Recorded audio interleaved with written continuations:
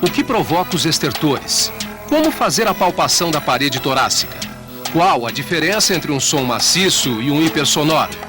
Nesse terceiro programa da série Entrevista e Exame Físico, veremos os procedimentos propedêuticos, além de vários assuntos importantes ligados ao exame do aparelho respiratório.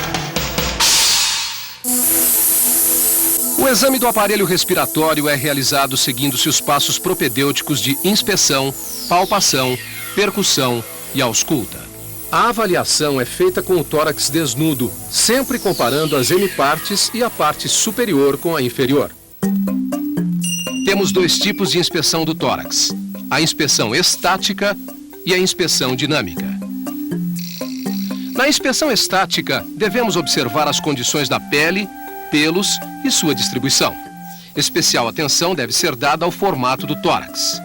A forma do tórax apresenta variações em relação à idade, sexo e biotipo. A sua avaliação deve ser feita observando-se alterações no diâmetro antero-posterior ou transverso.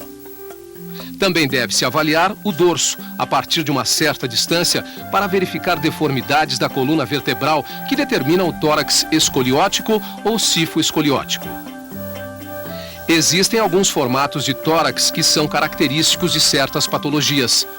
O tórax em tonel é aquele em que o diâmetro antero-posterior iguala-se ao transversal. Está relacionado com as doenças pulmonares obstrutivas crônicas, bronquite e enfisema. No tórax infundiburiforme, também conhecido como pectus excavatum, há uma depressão mais ou menos acentuada ao nível do terço inferior do externo. Pode ser congênito ou adquirido. No tórax em peito de pombo ou pectus carinatum, nota-se uma saliência do externo com o formato do peito de um pombo. Está relacionado com a asma. Observar também a presença de abaulamentos, retrações e cicatrizes, bem como qualquer outra lesão localizada no tórax. Na inspeção dinâmica, a examinadora deve observar a dinâmica respiratória. Verifica-se a frequência respiratória, amplitude ou profundidade da respiração, expansão, ritmo e emprego da musculatura acessória para avaliar o padrão respiratório. Para controlar a frequência respiratória, sugerimos simular o controle de pulso ao mesmo tempo em que se visualiza o tórax, para que o paciente não perceba que está sendo observada a sua respiração, o que levaria a alterações. O padrão respiratório normal para o adulto é denominado eupneia e corresponde a movimentos regulares da respiração numa frequência de 16 a 20 movimentos por minuto. A respiração do homem é normalmente mais abdominal do que a da mulher. As possíveis alterações referentes à frequência, amplitude e ritmo são dispneia, bradipneia, taquipneia e hiperpneia. Existem também alguns padrões diferenciados de alterações, como a respiração de Cheyne-Stokes e a de Kussmaul. A dispneia é o estado de desconforto respiratório. Pode ser subjetiva, quando só o paciente a percebe, ou objetiva, quando a dificuldade para respirar torna-se evidente à observação. A dispneia pode aparecer em pacientes com insuficiência cardíaca, doenças pulmonares, edema pulmonar de origem renal ou anemias graves. Bradipneia é a respiração lenta. Ocorre fisiologicamente durante o sono e em atletas. Pode ser provocada por depressão do centro respiratório devido a lesões cerebrais com hipertensão intracraniana e intoxicações exógenas. A taquipneia é a respiração rápida e superficial e aparece em algumas condições patológicas como a febre e lesões pleuropulmonares diversas. Hiperpneia é a respiração rápida e profunda, que é fisiológica após exercício intenso. Pode ser causada por ansiedade, acidose metabólica ou lesões neurológicas. A respiração de Cheyne-Stokes é também chamada de dispneia periódica, onde períodos de respiração profunda alternam-se com períodos de apneia. Pode ocorrer em recém-nascidos, cujo centro respiratório encontra-se imaturo, ou em pacientes com insuficiência cardíaca grave, acidentes vasculares cerebrais, traumatismos crânioencefálicos e intoxicações por barbitúricos ou opiáceos.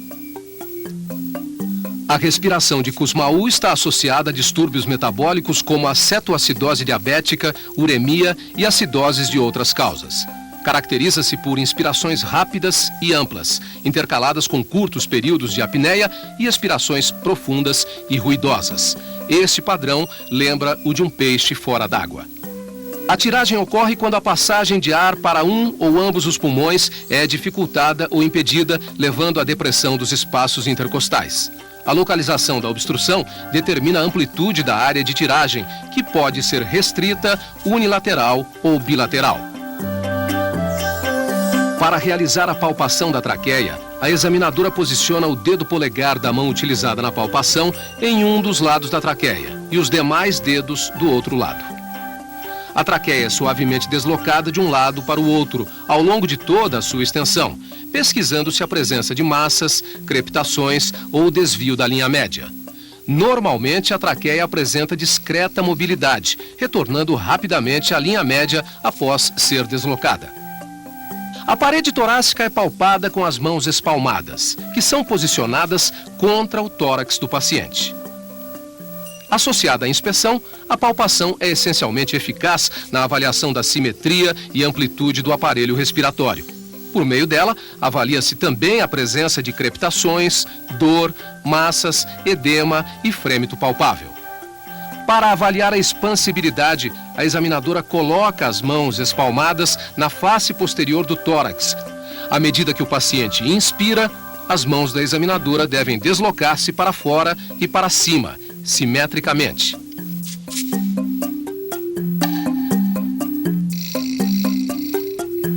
Na face anterior do tórax, as mãos devem estar posicionadas margeando as costelas inferiores. O frêmito tóraco-vocal é provocado pelo movimento do ar através da parede torácica durante a respiração, quando o paciente emite sons. É percebido pelas mãos da examinadora como uma vibração suave. Para avaliá-lo, realiza-se a palpação das paredes do tórax, deslocando as mãos pela face anterior, lateral e posterior, enquanto o paciente pronuncia 33. Compara-se sempre o lado direito com o esquerdo e a parte superior com a inferior. Deve-se identificar e localizar qualquer região com diminuição, aumento ou ausência do frêmito. O frêmito brônquico é provocado pela vibração de secreções nos brônquios de médio e grosso calibres durante a respiração.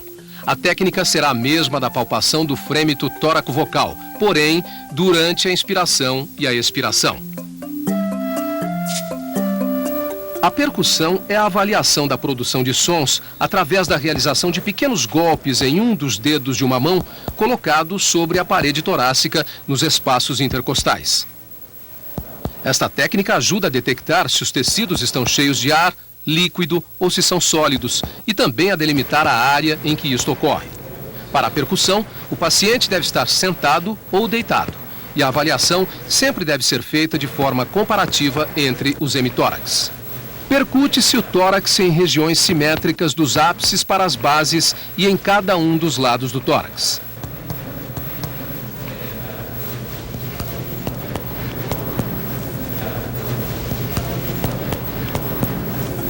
Os sons encontrados na percussão pulmonar são claro pulmonar, hipersonoro, submaciço, maciço e timpânico. O som claro pulmonar é aquele considerado normal na percussão dos pulmões. Corresponde à sonoridade provocada pela presença de ar nos pulmões. Na hipersonoridade pulmonar, verifica-se que a nota de percussão é mais clara e mais intensa. Indica aumento de ar nos alvéolos, geralmente provocado pelo enfisema pulmonar. Os sons submaciço e maciço correspondem à diminuição ou desaparecimento da sonoridade pulmonar, que ocorre quando há uma redução ou ausência de ar nos alvéolos. As suas causas mais frequentes são os derrames ou espessamentos pleurais e a condensação pulmonar devido a pneumonias, tuberculose, infarto pulmonar e neoplasias. O som timpânico ocorre quando há ar aprisionado no espaço pleural, como no pneumotórax, ou numa grande cavidade intrapulmonar, como numa grande caverna tuberculosa.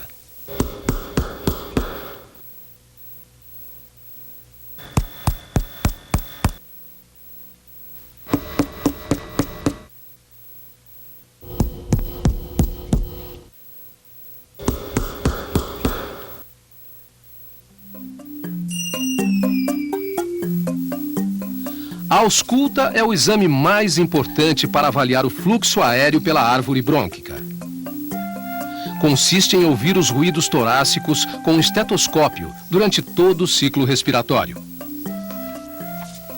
A ausculta pulmonar deve ser realizada enquanto o paciente respira com a boca entreaberta, em regiões simétricas dos dois hemitórax, dos ápices para as bases.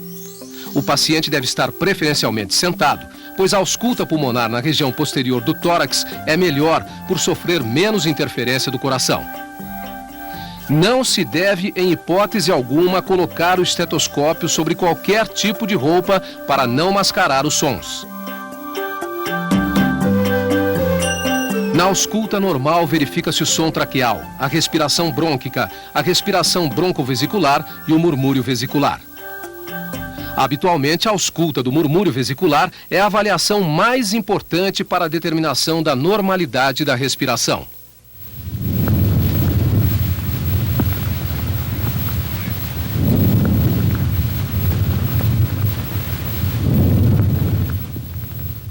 Murmúrio vesicular é o nome dado aos ruídos respiratórios. É auscultado em toda a parede do tórax, porém não é homogêneo, sendo mais forte na região antero-superior, nas axilas e regiões infraescapulares. A diminuição do murmúrio vesicular está associada a condições patológicas diversas, como pneumotórax, hidrotórax, espessamento pleural, enfisema, obstrução das vias aéreas superiores ou oclusão de brônquios e bronquíolos. Os ruídos adventícios são sons anormais encontrados em pacientes com alterações respiratórias. Dentre os sons anormais, os mais importantes são os estertores, que são descontínuos, e os roncos e sibilos, que são contínuos. Os estertores são ruídos intermitentes, breves, audíveis na inspiração e na expiração, que se superpõem aos sons respiratórios normais. Estão presentes quando há líquidos nos alvéolos. O som dos estertores é semelhante àquele que se ouve ao atritar uma mecha de cabelos entre os dedos próximo ao ouvido ou ao abrir e fechar um fecho de velcro. Existem estertores finos e grossos. Os estertores finos são claros no final da inspiração, não se alteram com a tosse, modificam-se ou desaparecem dependendo da posição do paciente e predominam nas bases dos pulmões. Os estertores finos ocorrem nas pneumonias e congestões pulmonares.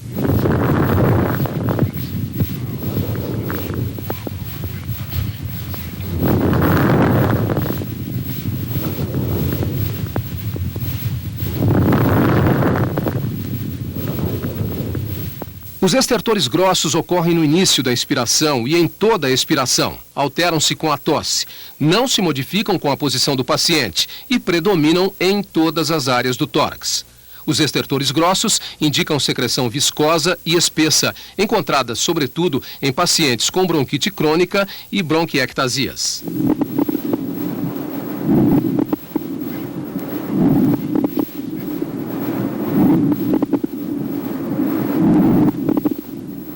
Os roncos são os sons graves originados pela vibração das paredes brônquicas que sugerem a presença de secreções nas grandes vias respiratórias. São encontrados em pacientes com asma brônquica, bronquite e obstruções localizadas.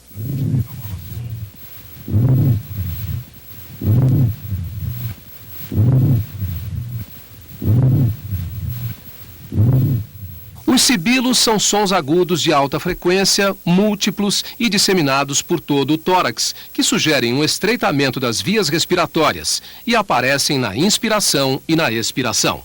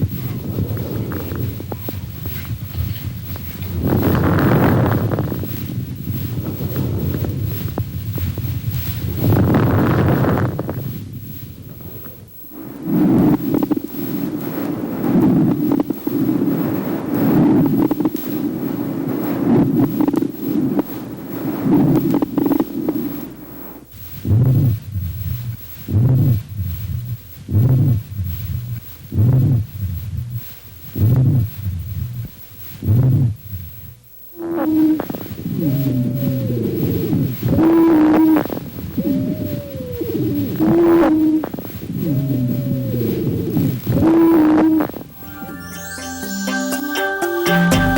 simples inspeção do tórax do paciente, a sua posição no leito, a presença de cianose nas extremidades, a sua expressão facial denota um desconforto ventilatório que o mesmo possa estar sentindo. A ausculta pulmonar é de fundamental importância na coleta de dados deste paciente. Para que você tenha um bom ouvido, treine bastante a ausculta normal num colega.